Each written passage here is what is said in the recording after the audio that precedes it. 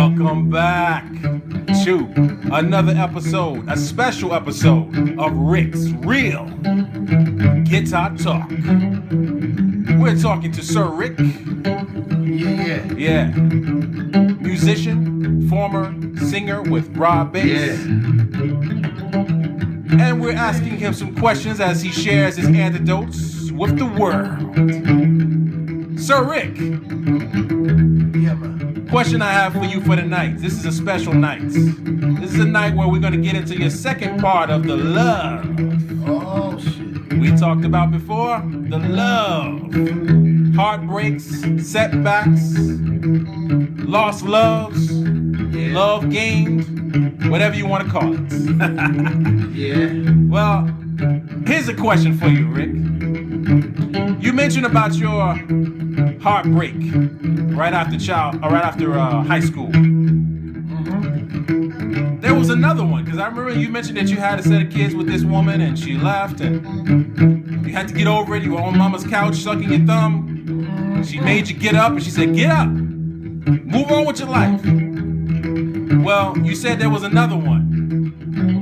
Rick, I want you to tell us about that relationship. Well, when I finished that one, I was lying on the couch sucking on my thumb. I told my mama, please bring me some sugar to put on my thumb. Give me something sweet to get up off this couch. I needed some sugar, man. But that second one, there was two loves in my life, man. One of them was a sister, and the other one was a blonde chick, that I met in the Rob Bass days. And we had children together. I met her on stage, and you talking about the type of... Let me call you sorrow.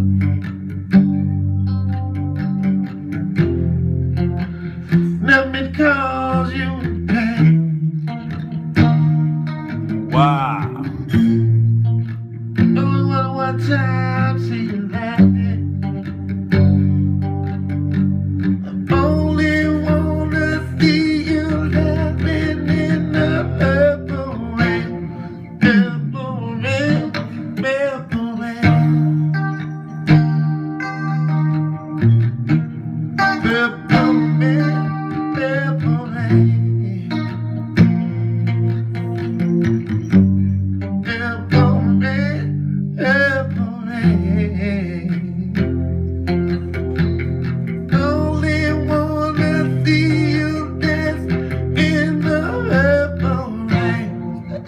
Love you talking about? Wow. That kind of love is what I'm talking about. Well, man. Rick. Let me tell you, man. I wasn't expecting that one. I was out there with Rob Bass. Doing my thing, city to city, town to town. And this one particular night, we would always, It Takes Two was always the last song of the night. So we had already been lit up and sweating it out the whole night because it's a high energy show, And at the end of the night, we would always bring the girls up, let a few girls come on the stage on the last tune, which was It Takes Two. So this particular night, I was at the Wild Buffalo, man.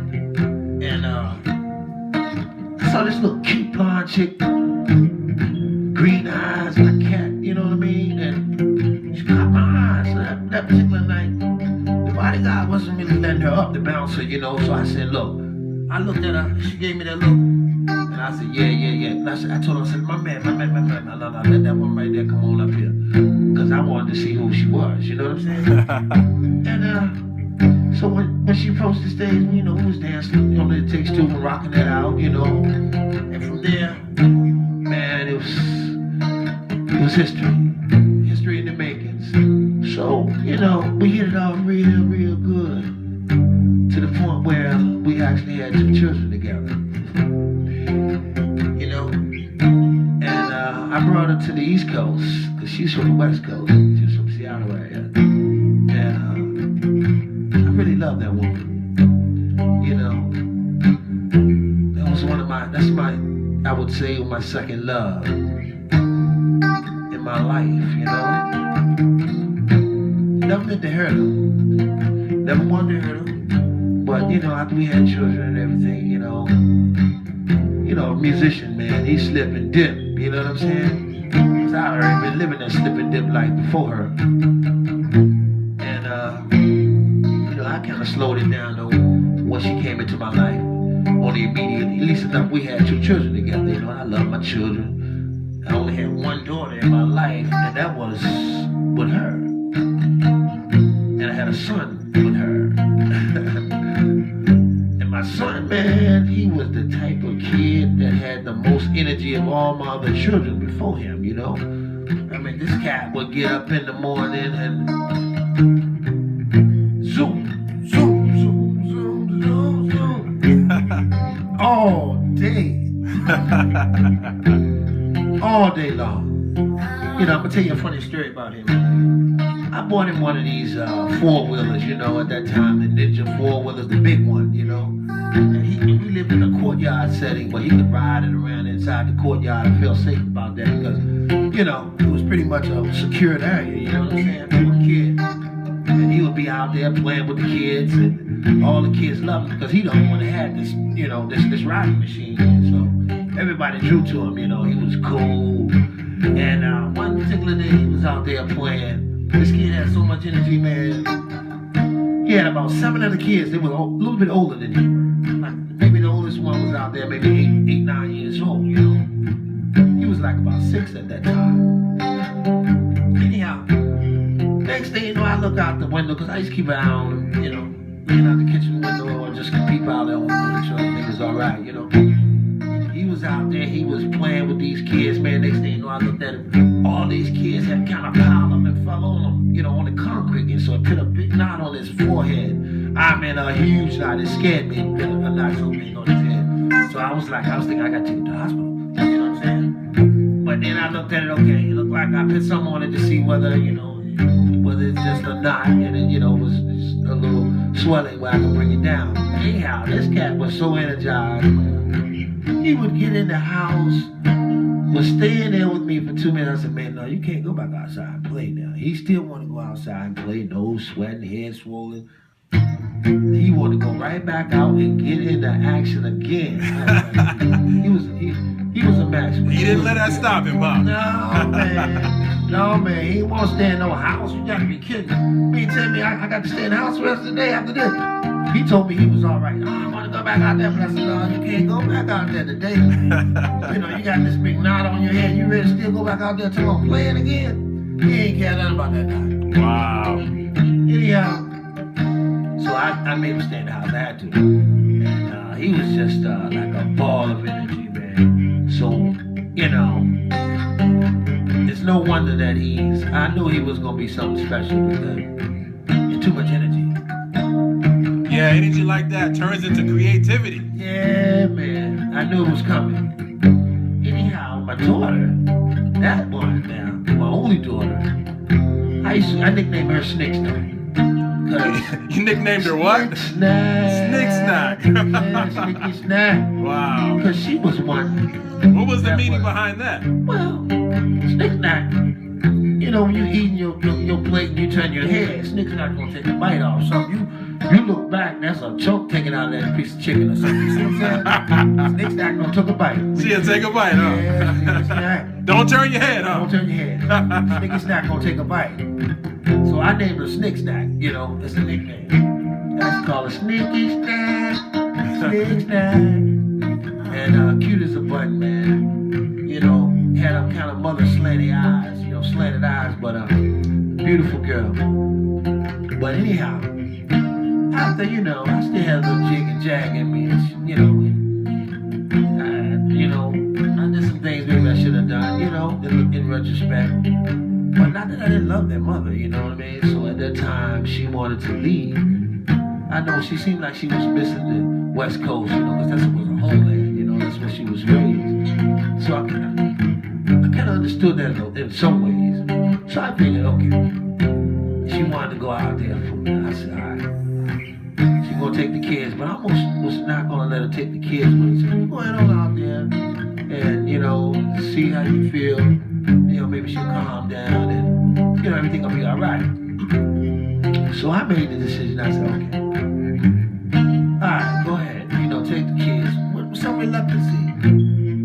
I thought that we was coming with the understanding that you was gonna go out there and,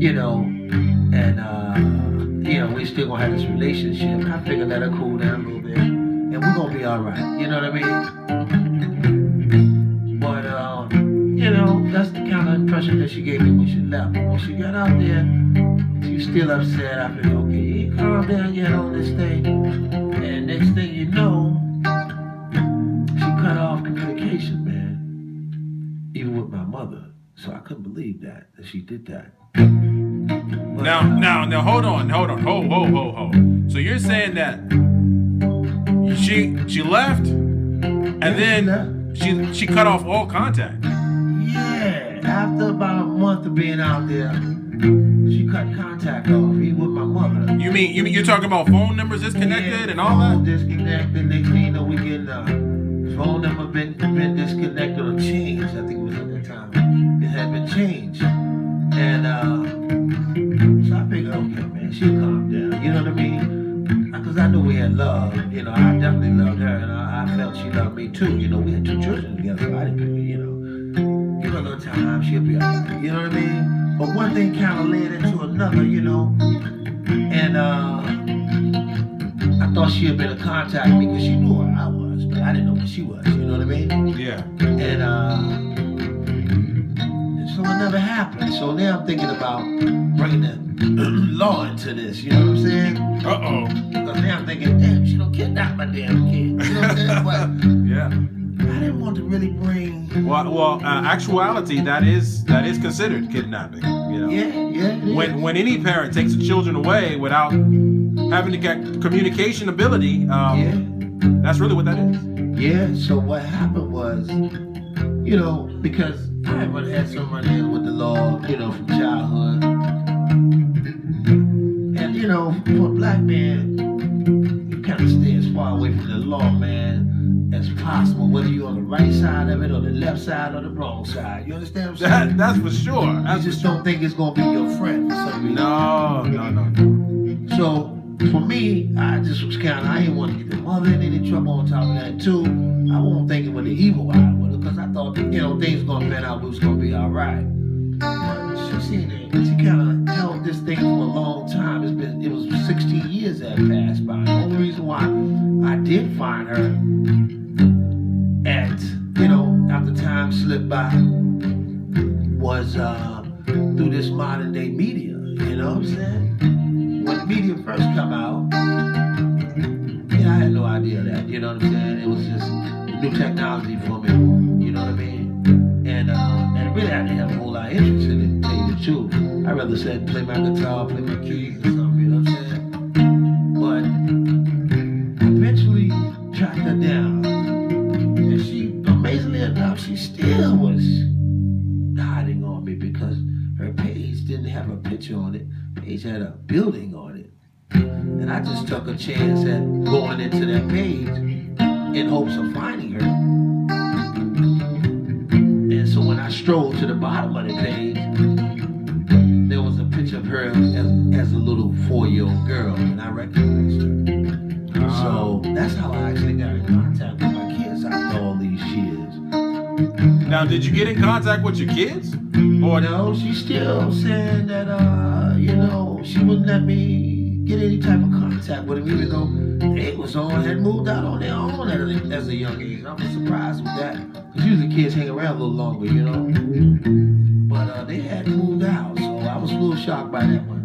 But anyhow, now she's still trying to play the same game that she played. She told me, though, like a year before she left, if she was to ever leave, I was never going to see my kids again. I was like, what? Now, how you going to walk with my seed? It's part of you too, but it's my seed. Your egg, my seed. It's both of us that this thing was created by. You know what I'm saying? Along with it takes two. Make a thing go right. It takes two, baby. Make the thing go right. No pun intended. But that is the truth. Oh, that's right. You know it is a universal thing. You know what I'm saying? It's been from the beginning of time. So she finally, I finally got got in contact with her, like I said. Now she still playing games on me with my own seed. I mean, you already done took away that Disney years from me. And you still want to hurt me? I couldn't understand that. What was the love? Maybe she never really loved me. That would have me at least question that, you know. The love that I thought maybe she had, you know, maybe she really didn't love me, you know what I'm saying? Because I don't think you could do that to someone with their own seed, you know. So I don't know what she been telling these kids all these years. And maybe I didn't love them, I didn't care, you know, black man don't give a shit about his kids, you know, that bullshit that we've been pushing on across the country, you know, for years, which is not true, especially with, you know, especially with me, you know. This is my seed, of course I love it, you know what I mean? Especially my daughter too, that was a queen, you know, it's gonna be my only queen, you know what I'm saying? And I've never really had a chance to love her as a father like I always wanted to love my daughter, you know what I'm saying? So, been trying to get it with him, and I don't too much blame him, you know, to feel a kind of certain kind of way, you know, because of the situation that is. But I don't think they quite know exactly how this thing went down. You know, like you said, it takes two. It takes two. That's right. Yeah, it's two sides. That means one side for mama, and there's one side for dad. You know, so it's to a story. So, and I'm still trying to catch up with him, man. I'm still alive, and they're still alive. Thank God. Because I often wonder sometimes, did my kids get killed? You know, did they die or something? She don't want to tell me or something. You know what I mean? I didn't know what to make of it. So, you know, when without them being in your life, you know, you get all kinds of crazy thoughts, you know. So I finally caught up, and I finally did get to see what my children were doing in their young adult lives, you know. So my son is doing the same thing I've done all my life, you know. Ironically, huh? Ironically, you know, the apple don't fall but so far from the tree, you know, that old saying. Well, you know what we talked about in the previous episode. It's all about the roots, baby. Yeah, man, you gotta know your roots in order to know where you're going. In order to know where you come from, to know where you're going. You know what I'm saying? It grounds you into who you are. So, you know, it's very important to know these things about oneself. So I was a little shocked that she don't even want me to know my kids now as young adults, which is crazy. Man, what did I do? You know, did I kill somebody? You know, I mean, hey, you know.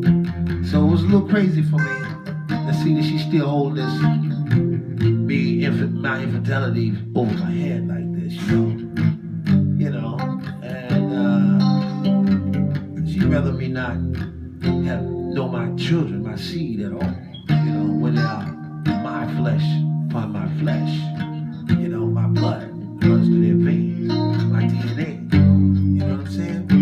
Understood. So that was kind of crazy for me, and I still found a hard time swallowing that pill. But anyhow, well, that's a jagged pill, Rick. Yes, it is. I feel for you, my brother. But is there a rainbow at the end of this tunnel? Yeah. Is there a pot of gold to be found? Yeah, I think so.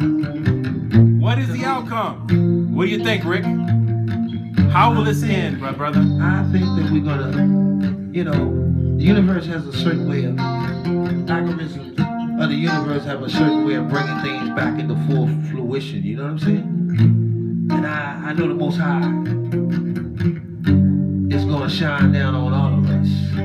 So, you know, a part of you will come back to you, especially if you're still walking the earth. We all still walking the earth, so we missed some time, but we have a future. Thank God. And I love my children, man. And I always love my kids because my seed. I don't think it's a man on the earth that really don't love his own seed. You know, that's ridiculous to even assume something of that nature. You know what I'm saying? To me. Well, Rick, I tell you, with your depth and with your spirit, just by having the time to speak with you, my brother, I've come to the conclusion that nothing is beyond reconciliation. Yeah, you're right. You're right. And I'm looking to rectify the situation, man, any way possible. Like Malcolm X said, by any means necessary, man. It's all in peace and love, man.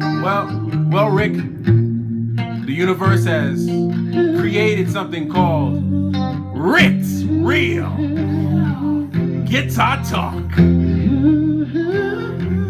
where Rick shares the algorithms, the analogies, the simplicities, the intricacies of life as the guitar talks. Ladies and gentlemen, you've experienced a special episode of Rick's Real Guitar Talk, where Rick shares his antidotes with the world and he shares his life so that one day reconciliation, full circle, will bring love back in its proper order.